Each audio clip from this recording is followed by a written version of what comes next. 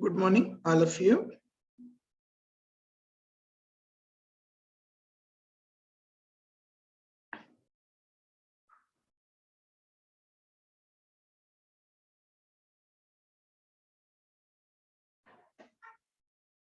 In today's class, we will start with some of the concept related to measure theory, especially on measure integration, that is Lebesgue integration. In the last two classes, we started with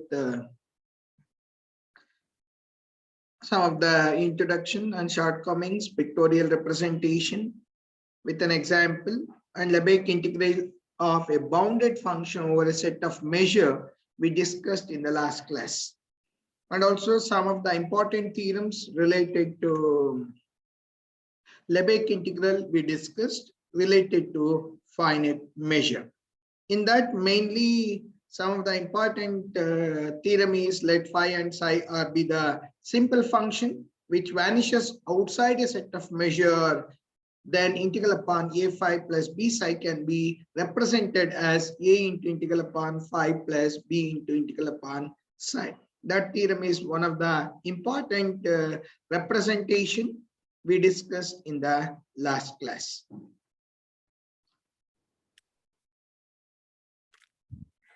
Okay, today we can start with let f be a bounded simple measurable function. Then integral upon f over e is equal to infimum of psi greater than or equal to f. Integral upon psi x dx is equal to e. Whenever we use this notion, instead of this, infimum of psi is greater than or equal to f, and infimum is taken over all the simple function in the interval if e is equal to a comma b. We can utilize, instead of integral upon f over e, can also be written as integral upon a to b f. Both are one and the same. You must remember this. Wherever we utilize the notion means it is one and the same. The next theorem, let f be a bounded function on a closed interval a comma b. If f is a Riemann integrable on closed interval a comma b, then it is measurable, and also Riemann of integral upon a to b f of x ds is equal to, it is similar to integral upon a to b f of x dx. These are one and the same. Here we already proved that Riemann integration, that is lower Riemann integral, is equal to upper Riemann integral, then it is equal to the Lebesgue integral, then we say that it is one and the same. But here, if it is measurable, then we know that Riemann is the function is bounded in that interval, means it can be divided into subdivide into a, make it as a step function relationship. If it is in the step function relationship, definitely it is a simple function. That's why here, since every step function is a simple function, we already know, then we can take the lower Riemann integral is less than or equal to supremum of phi less than or equal to f. Here, phi and psi are the, you already aware of that, phi and psi are the simple function respect to a function f. Here, supremum of phi less than or equal to f, integral upon a to b phi of x is less than or equal to infimum of a to b psi x dx. Here, psi is greater, here f, this is not phi, this is f, f is greater than or equal to psi x. Then here psi x into dx is less than or equal to, here r is a Riemann upper Riemann integrable. Here we know that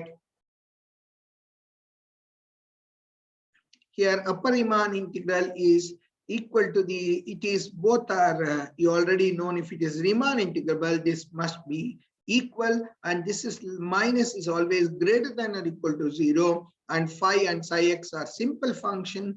Given that if it is a Riemann integrable, then these two are equal. Then definitely this is also equal, then the above inequality become equality. If it is equality, means definitely it is same as Riemann of a to b f of x dx is equal to integral upon a to b f of x dx. Here f is measurable.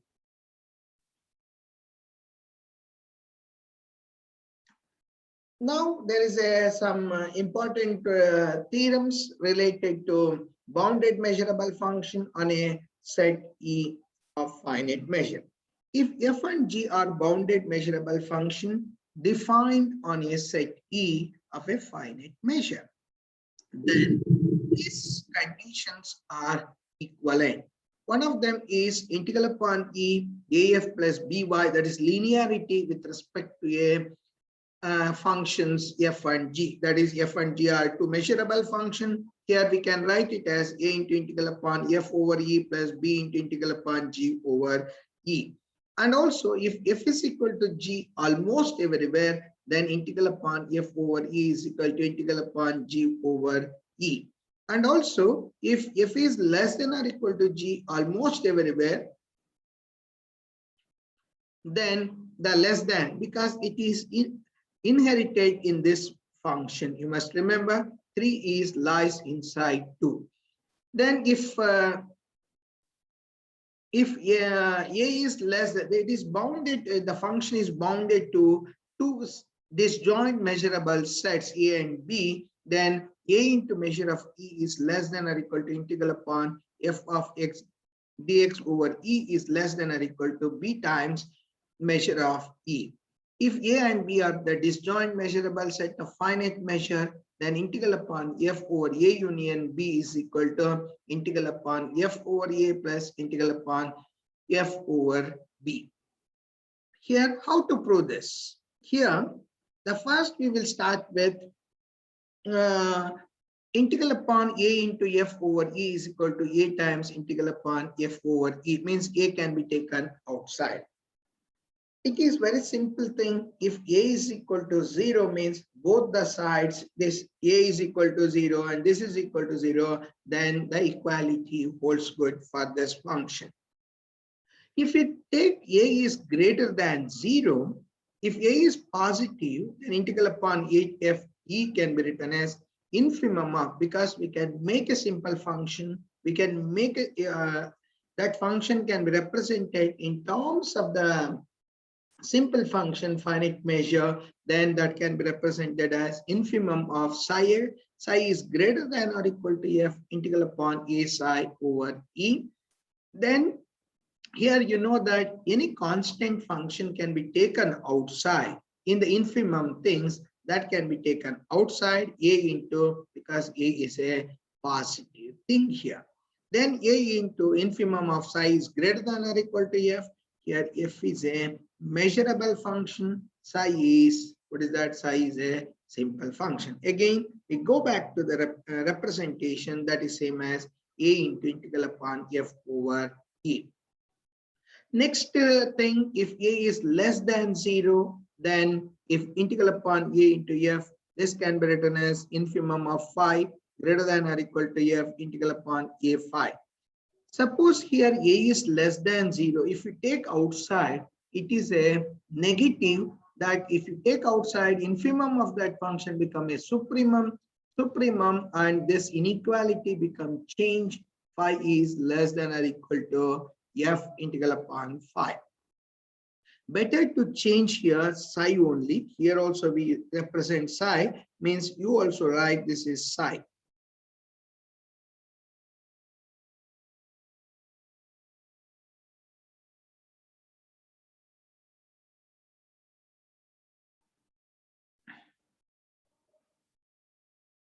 Here you can make this as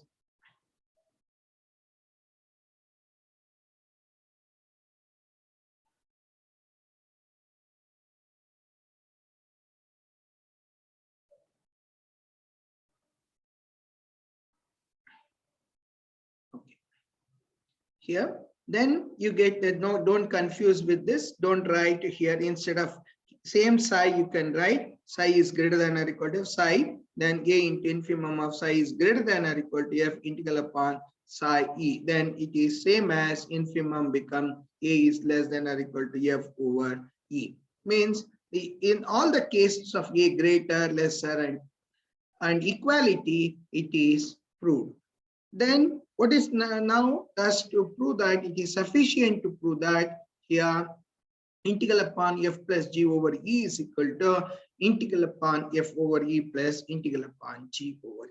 If you have two measurable functions are there, definitely it is related to two simple function with respect to one and the another. If psi1 is a simple function greater than or equal to F, then definitely psi2 is a simple function greater than or equal to G. You know that sum of two simple function is again a simple function, then definitely psi1 plus psi2 is a simple function with respect to the greater than or equal to symbol F plus G. Hence, this can be rewritten as integral upon F plus G over E is less than or equal to integral upon E over psi1 plus psi2 related to this simple function. Then we already proved in the theorem that is integral upon psi1 over E1 plus integral upon psi2 over E by using the theorem 2. Here, if it is psi1 and psi2 are there, if you take the infimum with respect to the simple function psi1 and psi2, then it runs through the simple function with respect to psi1 is greater than or equal to F and psi2 is greater than or equal to G.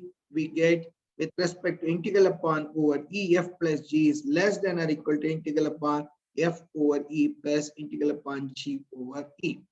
Exactly similar way what we defined here greater than or equal to, we can make now less than or equal to. If phi1 is a simple function with respect to less than or equal to F and phi2 is a simple function less than or equal to G, we already known that phi1 and phi2 are the simple function, then with respect to less than or equal to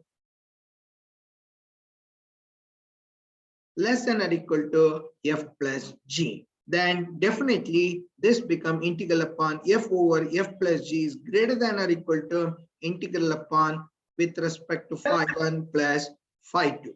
Then it can be by using the theorem 2, we can make this is related to integral upon phi1 over E plus integral upon phi2 over E.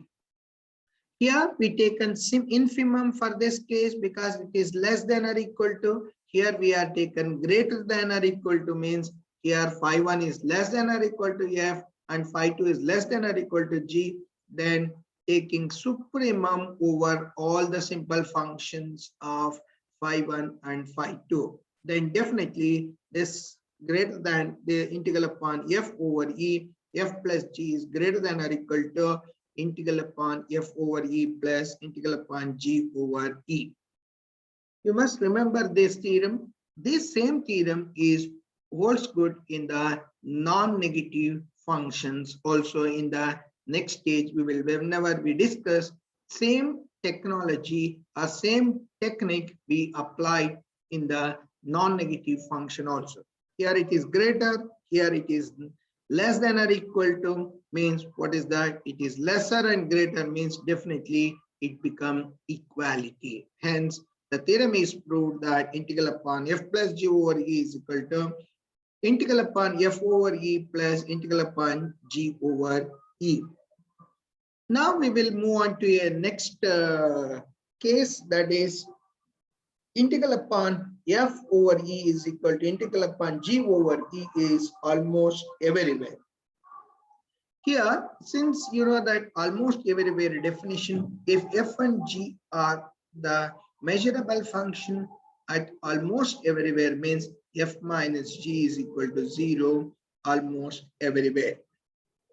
It follows that here it is related to a simple functions because it is integrality, the integral functions are utilized here. That's why we made here psi is greater than or equal to F minus G. And also you know that F and G are measurable function f minus g is also measurable. Then definitely here psi is greater than or equal to f minus g, then psi is greater than or equal to 0 almost everywhere, which implies that integral upon psi is over e is always positive. If it is positive, because it is greater than or equal to 0 means definitely integral upon psi is also greater than or equal to 0. This implies that integral upon f minus g is greater than or equal to 0. Similarly, you can choose one more simple function, that is phi is less than or equal to f minus b, then phi is less than or equal to 0 almost everywhere, implies integral upon phi less than or equal to 0. Here we represented phi is less than, that is integral upon f minus g over e is less than or equal to 0. Here it is greater than or equal to 0. Here less than or equal to 0 means there is equality. Using these two, we conclude that integral upon e f minus g is equal to 0. But we know that this can be used in the theorem 2. Integral upon f minus g over e can be represented as integral upon f over e minus integral upon g over e, that must be equal to 0. Then we can transfer to that side. We get the integral upon f over e is equal to integral upon g over e almost everywhere. Means this theorem is proved. Here, the theorem 2, this is one of the particular case of this. Then the part of the second portion, then we get the proof of 3. Proof of 3 is contained in the proof of 2. Up to second part only, this portion only, we get the proof for the third one. In the next page, let A and B are the two sets here. That sets are lying inside the measurable set E. Then taking integral over E, we get integral upon A over E less than or equal to integral upon F over E less than or equal to integral upon E over E. Then it is in the measurable set E means definitely integral upon A over E means A times A is a constant you can take outside. Measure of E, integral upon f over E is less than or equal to b times measure of E, because measure of any set inside the less than also it must be equal. Now we will prove the one more theorem, that is integral upon f over A union B is equal to integral upon f over A plus integral upon f over B. Here, you know that the characteristic function chi of A union B can be written as chi A plus chi B. Here, if A intersection B must be equal to empty set. Here also, in the measurable set E, A and B are the disjoint union of sets. If it is a disjoint union, means definitely A intersection B is equal to empty set. Now we can start the proof. Integral upon f over A union B can be written as, we can include it in the characteristic function integral upon f into chi of A union B. You know that chi of A union B can be written as chi A plus chi B. Then using the first relationship that can be applied here, f into chi A plus f into chi B. Then the integral, the linearity condition in the bounded measurable finite set, then this can be written as integral upon f into chi A plus f into chi B. Then f, what is f of f into chi A? That is f only, integral upon f over A plus integral upon f over B. This is the one of the important relationship in the measure integration related to finite measure. This equality these 5 properties you must remember. If f and g are bounded measurable function defined on a set E of finite measure, these relationship are holds. Now we will move. Is it any doubt?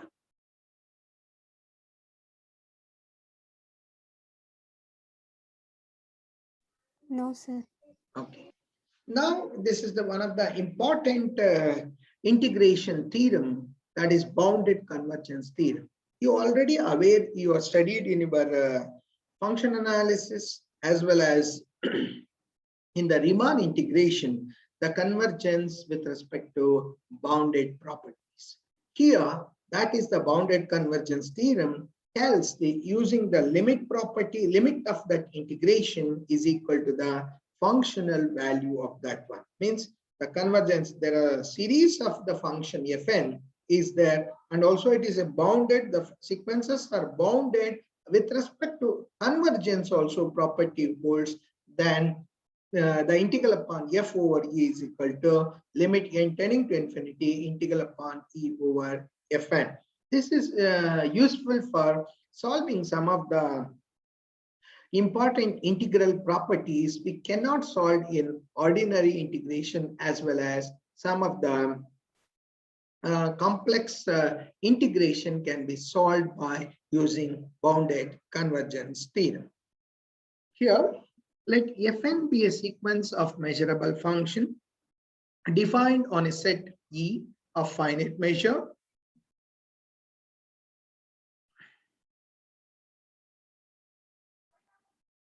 Here, what is given in this Fn will be there, and E is the measurable set here. It is a finite measure, will be the means measure of E is finite. Then suppose that there is some real number m is some real number.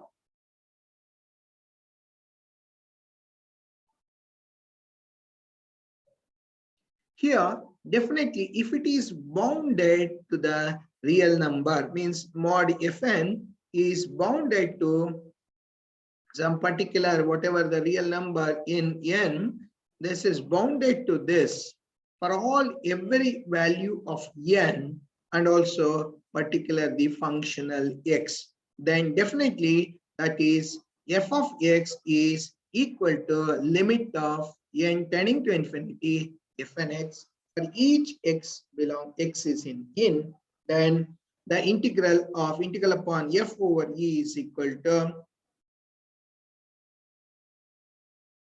integral upon f over e is equal to limit of n tending to infinity integral upon fn over e. This theorem you must remember statement as well as the proof. Sometimes verification of bounded convergence theorem can also be asked in the examination in the NET and GATE examination also. This is one important theorem you must remember. Fn is a sequence of measurable function defined on a set E of finite measure. Suppose there is a real number m, then it is bounded, means mod fn x is less than or equal to m for every n and also x. If this is the condition, if f of x is equal to limit of f fn x, means convergence property, for each x is in E, then definitely the integral upon f over E is equal to limit of n tending to infinity integral upon f over En. Actually, this is the sometimes you can make an illustration of Littlewood third principle, means exactly same way. The proof of this is a nice illustration, means that is a Littlewood third principle function. Let E be a measurable set of finite measure. Let Fn be a sequence of measurable function defined on E. F is measurable in a real valued function. If f is a real valued measurable function, there exists some x is in E, fn x tends to f of x. Because it is given that it is convergent, then given epsilon positive, there exists a delta positive, there is a measurable set, there is some measurable set in the finite measure E, then that is denoted by A here. A is contained in E. If you take that measure of A, definitely it is less than that delta, whatever we assume. And also an integer n such that x is not in A and n is greater than or equal to n, then mod of fn x minus f of x is less than epsilon. This is the definition of the convergence we are utilizing here. Then if it is a given less than epsilon, take given epsilon positive, there exists an integer n and a measurable set A is contained in E. Measure of A is less than epsilon by 4m, such that for all x belongs to A, x does not belongs to A, but it is in E. Then definitely mod fnx minus f of x is epsilon times 2 times measure of E, because we can take a part of that. That's why we make it written as epsilon by 2 times me for all n is greater than or equal to n. If you consider, now we will move on to these are the things it is given, convergence as well as boundedness properties. Now consider mod of integral upon fn over e minus fn f of integral upon f over e can be written as the clubbed version of the previous theorem, that is integral upon fn minus f over e. And also the modulus will be there, that is the third property of the previous theorem. This can be written as less than or equal to integral upon over e into mod fn minus f. Here we have taken the complete measurable set E here at a finite measure over E. Then this can be splitted as A into E minus A. Means here if you take this is E will be there. Then in this finite measure there is a will be there, means complete E can be taken as some part of E, then E minus A. That is the thing we will make. That is the overall we get a sum of this. Now, because we know that A is a bounded with respect to mod fn minus f, then this can be written as 2 times m into measure of A. 2m into measure of A. Similarly here too, because measure of E minus that interaction E minus A is less than or equal to measure of E. Hello?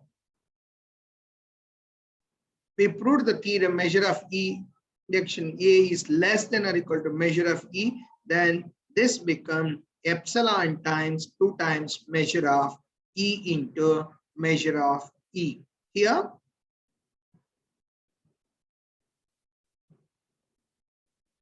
in the here we assume this is less than epsilon by 4m and this is epsilon by 2 into measure of E.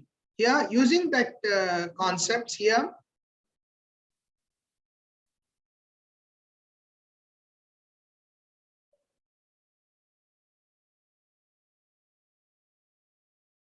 then here we get epsilon into 2 into measure of E. Then this measure of E, measure of V become cancelled to each other. Here also measure of A is epsilon by 4m. Then m become cancelled here. Here measure of E become cancelled. This become 2 by epsilon by 2. Here also epsilon by 2. You get less than epsilon.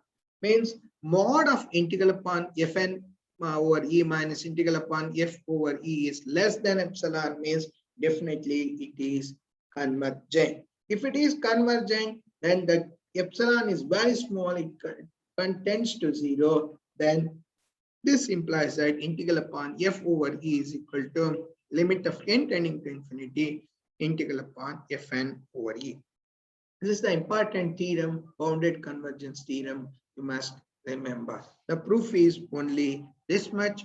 You must remember the concept of convergence and boundedness properties. Is it any doubt? Okay.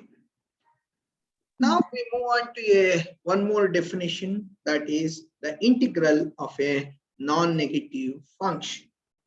Let f be a non-negative measurable function on a finite measure E. we define integral upon f over e is equal to if it is a non-negative measurable function. Non-negative measurable function means it is a greater symbol. Then supremum of integral upon h over e, and h is less than or equal to f. Here you must remember h is a simple function where the supremum is taken over all bounded measurable function such that measure of the set x such that h of x is not equal to 0 is finite. This is the definition of integral of a non-negative function, non-negative measurable function. Here, the boundedness property with a finite measure, that is the more extended version, is integral of a non-negative function. This is the definition you must remember. Now, we will move on to some theorems related to this. Exactly similar way, whatever we done in the bounded theorem, that is theorem number 5. This one, let f and g are bounded measurable function on a finite set of E. Here it is extended to a non-negative measurable function. Here, if f and g are non-negative measurable function, don't confuse with bounded and this. Both are almost similar proof, but you must remember. If f and g are non-negative measurable function, then integral upon c into f over e is equal to c times integral upon f over e, c is greater than 0. In that theorem 5, we utilize instead of c, we done a. That's why the first part of the proof we done in the bounded theorem. And integral upon f over e, f plus g is equal to integral upon f over e plus integral upon g over e. And also, if f is less than or equal to g almost everywhere, then integral upon f over e is less than or equal to integral upon g over e. First and third one is the same proof. You can do it yourself. But I will prove in the second proof of this second one. Here, there we are utilize f and phi 1 and phi 2 is a bounded measurable function. But here we are use non-negativity condition, but it is boundedness is also there. Let h and k be the bounded measurable function such that h is less than or equal to f and k is less than or equal to g. Because we are utilized here h and k property, here we use here h, that's why I used here h. H is less than or equal to f and k is less than or equal to g. Definitely sum of this is less than or equal to f plus g. Hence, integral upon h plus k over e is less than or equal to integral upon f plus g over e. Using the theorem 5, integral upon h plus k over e is equal to integral upon h over e plus integral upon k over e. Then, because that two theorems we proved, hence integral upon h over e plus integral upon k over e is less than or equal to integral upon f plus g. Here, for non-negativity function, we utilize the supremum over all this bounded measurable function with respect to h and k.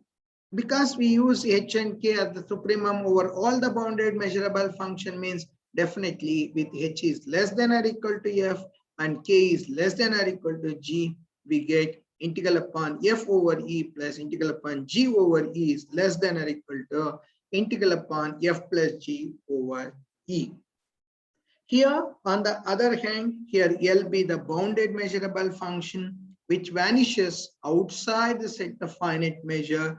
It is always less than or equal to f plus g.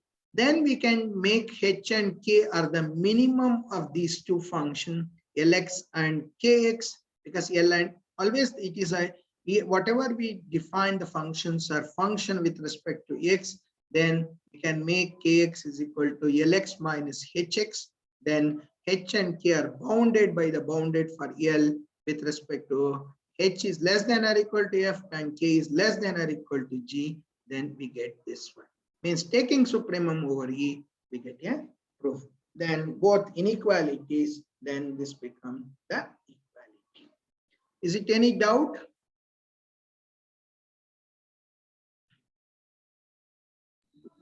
No, sir.